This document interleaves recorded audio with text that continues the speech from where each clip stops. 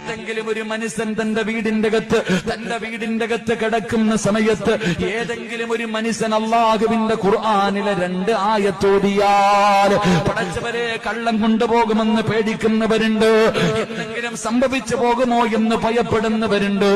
അല്ലാഹുവിന്റെ പ്രവാചകൻ പറയുകയാണ്, രാത്രി കിടന്നുറങ്ങുന്ന സമയം അല്ലാഹുവിന്റെ വിശുദ്ധമായ ഖുർആനിലെ 2 ആയത്ത് സൂറത്തുൽ ബഖറയുടെ അവസാനത്തെ 2 ആയത്തുണ്ടല്ലോ, ഏതെങ്കിലും ഒരു മനുഷ്യനോദിയാൽ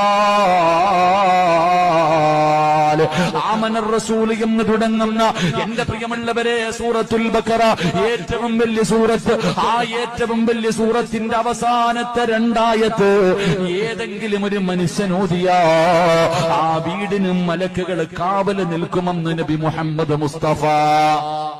അല്ലാഹുവിന്റെ റസൂൽ പറയുകയാണ്.